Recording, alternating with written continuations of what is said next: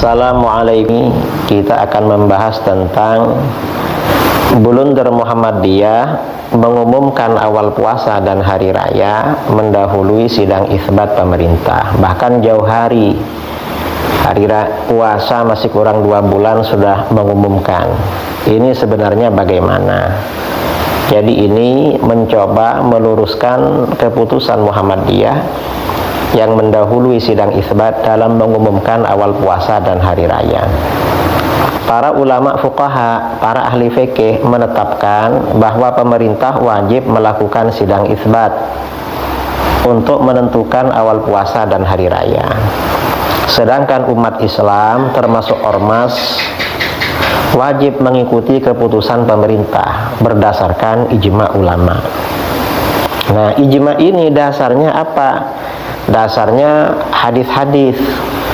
An Ibnu Abbas radhiyallahu anhu maqal jaa a'rabiyyun ila nabi sallallahu alaihi wasallam faqal inni ra'aitul hilal ya'ni ramadan faqal atashhadu an la ilaha illallah qala na'am qal atashhadu anna muhammadar rasulullah qala na'am qal ya bilal azim fin nas falyasumu ghadan. Rawahu Abu Dawud wa Tirmidzi wa Nasa'i wa Ibnu Majah wa shahhahahu Ibnu Hibban. Ibnu Abbas radhiyallahu anhuma berkata, seorang A'rabi datang kepada Nabi sallallahu alaihi wasallam dan berkata, sesungguhnya aku telah melihat hilal Ramadan. Lalu Nabi sallallahu alaihi wasallam bertanya, apakah kamu bersaksi bahwa tiada Tuhan selain Allah? Dia menjawab, iya, saya bersaksi. Beliau sallallahu alaihi wasallam bertanya lagi, apakah kamu bersaksi bahwa Muhammad utusan Allah? Ia menjawab, iya. Lalu beliau bersabda, hai Bilal, umumkan kepada orang-orang agar besok mereka berpuasa Ramadan. Ya, hadis riwayat Imam Abu Dawud, At-Tirmidzi, An-Nasa'i, Ibnu Majah dan disahihkan oleh Ibnu Hibban. Lalu hadis berikutnya An Ibnu Umar radhiyallahu anhu maqal tara an-nasul hilal fa akhbartu Rasulullah sallallahu alaihi wasallam anni ra'aituhu fa shama wa amara an-nasa bi siyamihi. Rawahu Abu Dawud wa shahhahahu Ibnu Hibban. Ibnu Umar radhiyallahu anhuma berkata, orang-orang berkumpul untuk melihat hilal awal Ramadan. Lalu aku mengabarkan kepada Rasulullah SAW bahwa aku telah melihatnya. Maka beliau berpuasa dan memerintahkan manusia untuk berpuasa Ramadan pada waktu itu. Hadis riwayat Abu Dawud dan disahihkan oleh Ibnu Hibban.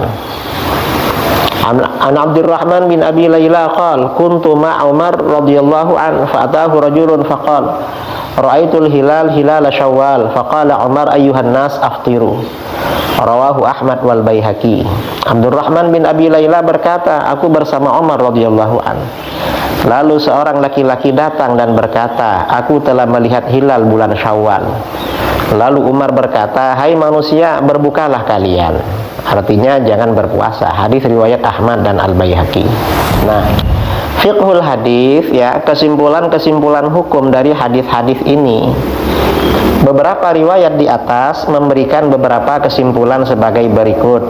Pertama, pada masa Rasulullah SAW, orang-orang sudah terbiasa berkumpul untuk melakukan ru'yatul hilal.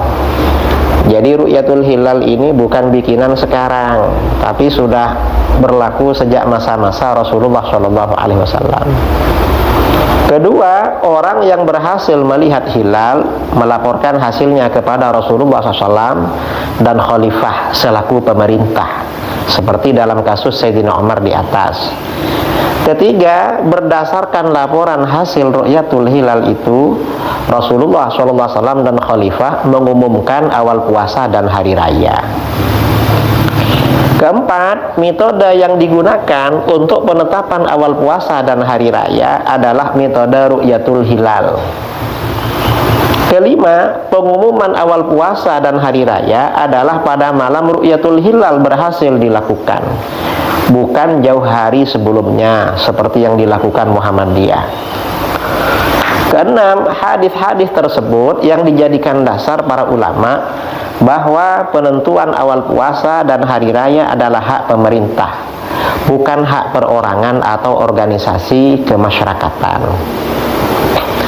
Ketujuh, dalam sikap Khalifah Umar kepada salah seorang yang berhenti puasa duluan sebelum ada keputusan dari khalifah menunjukkan bahwa mendahului pemerintah hukumnya tidak boleh. Itu pelanggaran secara syar'i dan menyebabkan kesaksiannya tertolak secara hukum. Bahkan dalam riwayat tadi sampai-sampai Sayyidina Umar berkata, coba cuma kamu saja yang bersaksi dan kamu sudah tidak berpuasa, kesaksiannya kamu ditolak. Artinya yang tidak berpuasa tadi diterima kesaksiannya karena ada kawannya yang tetap berpuasa.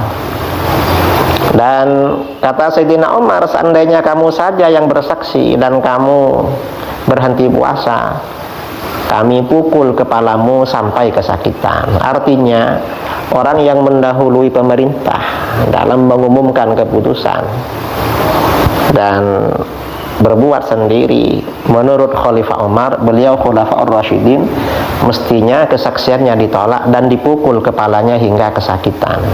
Jadi begitu. Nah, kemudian gimana ketika hilal tidak terlihat menurut ilmu hisab, nggak ikut pemerintah? Ada pertanyaan, bagaimana jika hasil perhitungan ilmu hisab menetapkan adanya hilal tetapi tidak bisa dilihat? Para ulama berbeda pendapat mengenai hal ini. Pertama, boleh diamalkan ilmu hisab dan tidak mencukupi untuk urusan puasa, serta tidak boleh taklid, ikut-ikutan.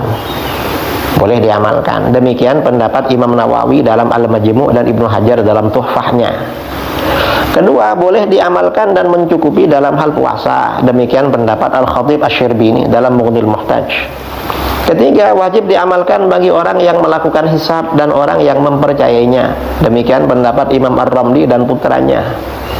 Keempat, tidak boleh diamalkan. Demikian pendapat As-Subki. Namun demikian, bagi yang berlebaran mengikuti ilmu hisab, para ulama fuqaha mewajibkan ia melakukannya sembunyi-sembunyi dan tidak menampakkan perlawanan kepada pemerintah, karena ini berarti menyebabkan gaduh, menyebabkan perpecahan, dan menyebabkan perpecahan itu tidak boleh, saudara. Pemerintah wajib memberikan tindakan hukum atau sanksi kepada yang bersangkutan karena menyalahi keputusan pemerintah. Ini kewajiban secara agama. Nah, ini saudara-saudara beberapa hal yang perlu kita tahu menyikapi pengumuman organisasi Muhammadiyah yang tiap tahun selalu mendahului pemerintah, melanggar syarat dan melanggar ijma ulama. Mudah-mudahan bermanfaat.